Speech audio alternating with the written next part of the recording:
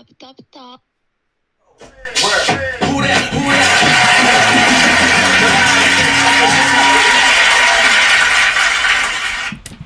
3, 2, 1. Top Hill episode 136. Let's go. Hey. Let's get it. Welcome to another episode of the Top Hill Podcast. I'm your boy, Mr. Top Hill Pie, aka E Money Boss. And I'm your girl Jamila with her own boss. And guys, welcome to another episode, man. Glad to be back.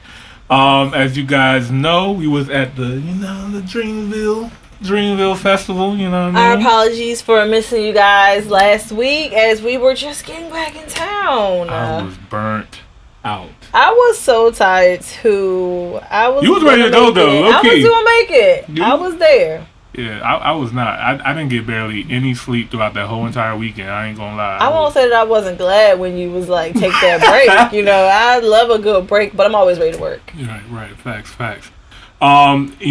If you guys know, we were gonna have a guest today, but due to a family emergency, our guest could not be here today. But our hearts and condolences go out to him, and he'll be back soon. So, for this episode, guys, there's going to be some more reactions. I know you guys been thirsty and for these reactions and stuff like that, so we're happy to give it to you guys. So we're going to get right to it. Indu said, did y'all stay for all the artists at the Dreamville Festival? Yeah, so we're going to talk about this Dreamville Festival in depth right now. We're going to give our little recap, you know what I mean? So, Jamila, this was your first festival? Mm-hmm. Okay, yes. Go ahead. Tell them, how did you feel about this being your first festival? How was the experience for you and everything? I had fun. It was a good time.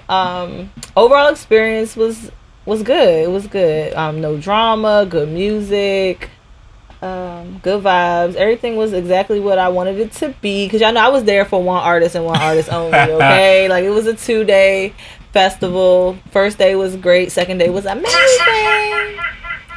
Yes. I was there for Drizzy, y'all. I was definitely there for Drake. And we got good spots for all the artists that I really wanted to see too. So that was really good. Yeah.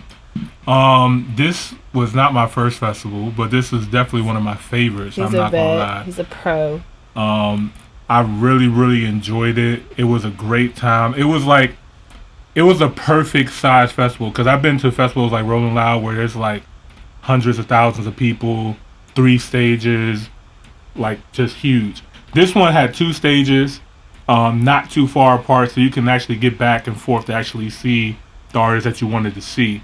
But in true festival fashion, if you guys want to get close to the artists you want to see, you kind of got to get there early. You gotta. Yeah, you'll have to sacrifice some artists for the artists that you really want to see. Right, and you gotta muscle your way a little bit. You know what I mean, respectfully. Or not. Or not. Or not. But guys, look at this freaking view right here, man. This is like that over 50,000 people. Crazy. And we were right here. I was trying to put like we were like right here. The mouse, they can't see the mouse. You can't put the mouse on there. They won't be able to see that. Okay, yeah, you guys should see the mouse. We were like right here. Good God Almighty. That is so crazy. The stage is right here, and we were like right here. There. So, it was lit. It was a 2-day festival as well too. The other thing, the only critique that I had about this festival is that, you know, with this being in Raleigh, North Carolina, Raleigh is not like a major city, and the city really wasn't too prepared to handle the amount of people leaving. So like, we had to walk for hours to just be able to call an Uber. Like, yeah, that Uber situation was crazy. Thank God for day 2. Yeah, shout out to day 2. Our mans, we actually got a ride to there. Got his phone number so that way we can just hit him up when we got back. But yeah, so for the festival itself, guys, the lineup was nuts. For day 1, they had to move it back a little bit because of the weather, so we didn't get there till late.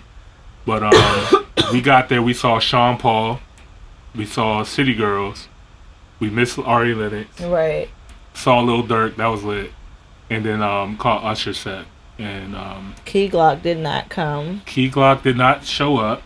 They replaced him with Tusi. Oh yeah. Yeah. Or whatever. Or whatever. Day 2, we got there for Mario, but we didn't really see his set. We really got there for like Waka Flocka. If we wanted to see Mario, we could have, but we was just like chilling when Mario started performing. You know, we wanted to make sure we got hydrated, got some food prepared, because we already knew what was to come. Yeah, so Waka Flocka's Flame, his set was crazy. That was like the perfect intro. It was. But it was so crazy because that's exactly how I envisioned it for Waka Flocka. Mm-hmm. Yeah, and his hype man, he was climbing up on. he was climbing up on all the like. I forgot what they call it, but he was just climbing up on the stage, just doing some wild stuff. It was a really lit time. Glorilla didn't make her set. That was probably the worst part of the festival for me. Oh, for real? Yeah, because I felt like, standing out there wasn't really that bad, but it would have been much easier had we not entertainment the whole way through.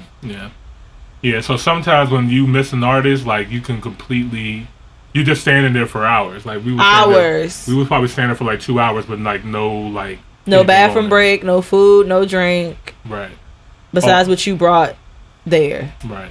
Also, we could see Drake and J. Cole and we saw Summer Walker. Yes. And she or actually... whatever. Summer Walker...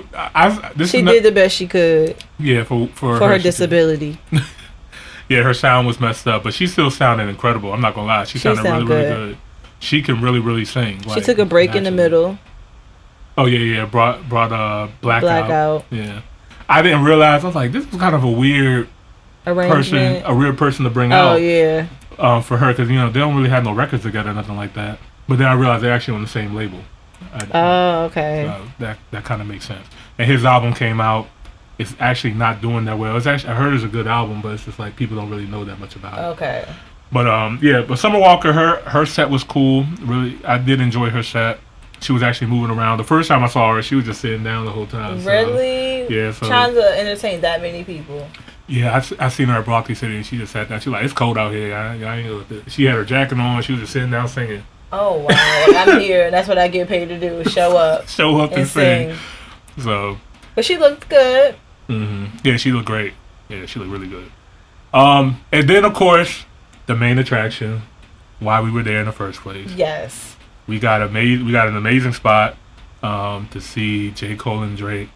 They didn't perform together like I thought they were going to do, which is cool. J. Cole came out first, and he did his set. He brought his whole Dreamville crew out, minus Ari Lennox. What was that? She had a good gone? I don't... Or did she just not fit the... Fuck it, this is a podcast. This is speculation. But Ari Lennox and Dreamville has been having some issues, like label stuff. So I don't know if that had anything to do with it. I mean, at least she did perform at the festival, but what's the issue that they're having? I don't really know. She hasn't really been too vocal about it, but I don't know. I just know they've been having some issues, but she's still with them, so I don't know. But J. Cole's set was lit. After that, he brings out The Boy, and The Boy did what The Boy does, which was put on a motherfucking show. Even though he may pretend he did it for J. Cole, but it definitely was marketing for his rollout. But okay. I mean, it's a great rollout. I'm not going to take it away, and I'm sure he does love J. Cole. Yeah, I think he does. I mean, but he didn't really plug anything for himself, during that time. I mean, Drake is going on tour, but he didn't even talk about him going on tour. Does he have to? He don't. Okay, I just wanted to make sure. Don't. It was just like, oh my god. He did mention that he has his own festival in Toronto, the OVO Fest, which I do want to go to one. I think that's another festival I gotta hit. But it's just dope to see like a black-owned event, black-owned artist throwing a festival like this. There was no drama, no problems, no fights, and the crowd too. So like. Like I said, I've been to all different kind of festivals with all different kind of energy, and the energy here was a lot more calm, a lot more mature than some of the concerts that I've been to and stuff like that. There weren't mosh pits going crazy. There weren't people really trying to fight nobody, push people around and stuff like that. It was like it was kind of respectable. So it was, and I know it was a lot of people's first time going to a festival too. A lot of people that I talked to seemed like it was like their first time too. So, what do you think made us come out? It was Drake. It was just Drake. It was Drake. Drake hasn't been to anybody else's festival. He not announcing like this, no, because he did Camp Flognaw, Tyler the Creator's festival, but it was a surprise. Okay. People didn't know that he was coming. People thought Frank Ocean was coming. Oh, okay. And Frank Ocean didn't show up, so Tyler brought Drake out, and they booed Drake because they wanted to see Frank Ocean. So Drake actually was like, "All right, my name is Drake. Thanks, guys," and just left. Oh, that was like before he was like real big? No, this happened like 2 years ago. What? Yeah, niggas was. Who wanted to see Frank Ocean that bad? Tyler brings out a crazy crowd. Yeah, Our Future. That crowd is different. That crowd is really, really different. And they were upset. Like you were there? I wasn't there, but I seen. I said, what the hell brought you out? Yeah, no, I didn't go to Camp Vlog. No, I probably wouldn't go to that. But okay. But yeah, just the consistency from the videos that I've seen, the people there, just like, y'all are so fucking ungrateful. Like, Tyler brought out the biggest artist in the world, and you guys are booing him. Like, it's just so Tyler went off too. It's just like I can't believe y'all did that. Like that was really fucked up. You know what else was funny? What? When Usher did his April Fool's joke. Yeah, that was interesting. I thought that it was going to be a stampede at that point because Usher did a little April Fool's joke, guys. So he was performing his set, and he was just like, hey, I got a surprise for you guys, and yeah, we're gonna go ahead and bring her out. Ladies and gentlemen, Beyonce. He's not good at this. I said, ain't no way. Yeah, I was just like... Ooh. It just didn't make sense. To me, it was like, not in North Carolina. Yeah, it just didn't make sense. Even when it was happening, I was just like, ain't no way. I was like, it's a possibility just because J. Cole signed to Jay-Z. You know, I try to put all those pieces together and stuff like that, but... And shout out to Indu, man. He said, do you think that the crowd being respectful had anything to do with the type of audience J. Cole has? I definitely do. I think it's because of J. Cole's fans. I think they're a little bit more, mature. Like, and then you also have Usher there. You have Ari Lennox. Yeah, it just wasn't. It wasn't like you had Travis Scott there and you had Playboy Cardi there and little. Yeah, if you had those kind of artists there, like, what kind of energy you're going to be bringing. But this was just this was a really dope vibe. I think anybody can enjoy any age. Nah, put some respect on us, number one. This is the Top Hill Podcast. We are not you people. we are not you people. We are going to get into the reactions tonight. But when we get ready to. Yeah, this is a podcast, y'all. So we're gonna talk about our stuff first, and we're gonna talk about what we want to talk about. Because let the truth be told, I'm not even gonna say what the truth is. Don't piss Jamila off so early, guys. Yes, are you people like what? Go somewhere else. We appreciate those that really like the Top Hill Podcast and all of what it represents, not just the reactions. Yeah, we give you guys a lot. But yeah, Drake's set was absolutely phenomenal. Spectacular, phenomenal, awesome, amazing, to die for. Jamila was trying to get on that nigga's back the whole night. She got to tell me, look, I'm trying to get on his back tonight. I would be that close. I was going to lose my friends and everything in the crowd. I said, I'm not worried about what y'all got going on. I know where I'm going to be at. Right. So, and Drake brought out... Drake did act like it was kind of like his festival because he brought out a whole bunch of artists, man. I think he was showing off. He was showing off a little bit, but I mean, look what I can do. But who's gonna be mad at it? Though? I was not. It's I could have did without everything else. For the whole week, it was like the most talked about, thing. So, congratulations to J. Cole for showing that two legends can coexist. That bar actually really did mean something, and how these two artists, as big as they are, as much as people try to pin them against each other, can still support each other and do something great like that. So, and J. Cole put on a great performance. Yeah. I'm not a huge Cole fan. I do like Cole and can appreciate a lot of his work, but I'm not a fanatic. Mm-hmm. Yeah. He put on a great show. It was nice to watch him. Yeah. Very professional. Very. And yeah, man. So, by the way, Drake brought out Glorilla at first.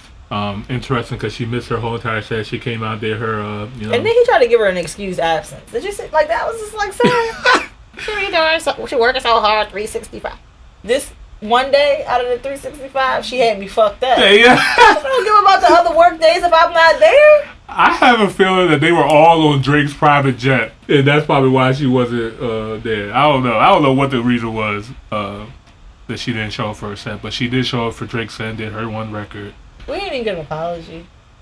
No explanation, nothing. Nothing. But it is what it is. Had me standing out there. Okay, never mind. Something did come out too. I don't know if this had anything to do with why she was late, but her car situation. Yeah, I'm sure it had nothing to do with it. Yeah, that wasn't good enough reason for me. Bitch, you should have Bitch, you got to be to work. Come back and get this car to valet later. Yeah, Glorilla. She went live and she pretty much said that the hotel that she was saying that whoever she valeted her car, they didn't believe that it was her car and stuff like that, so she had an issue getting her car back. So that was an issue. He also brought out Little Uzi Vert, which was crazy energy. Fun energy. Did not anticipate that at all. No. Brought out the GOAT, Lil Wayne himself. I was so happy to see that. I was happy to see Wayne up there too. That was dope. That was really, really dope. And Wayne performed extremely well. I've been critical of Lil Wayne's performances, but he did perform really, really well. I sang the whole of Millie from front That's to back. my shit. Yeah. And then I knew that he was gonna bring. If he was gonna bring anybody out, I knew he was gonna bring 21 Savage out. So yeah, I was glad to see 21. His spooky ass vibe. Yeah. 21 is still not my favorite person to see live perform because his energy just be. Even in the music, but I like the music. It's very chill. It's very chill. His music is good, but his live performance just be kind of dry. He's dry. His music is lit, but it's dry. Dang shit. You know what I'm saying? Yeah, it's just still so like flat, but it's 21. Yeah. So, with all that being said, Dreamville was a complete success. Really enjoyed it. Shout out to all of our friends that came with us as well too. Shout out Crystal. Shout out Noni. Shout out my man John, his wife Bianca. Yeah, we had a really, really good time. Yeah. So. Next up is top hill, hell no, top hill, just a surprise.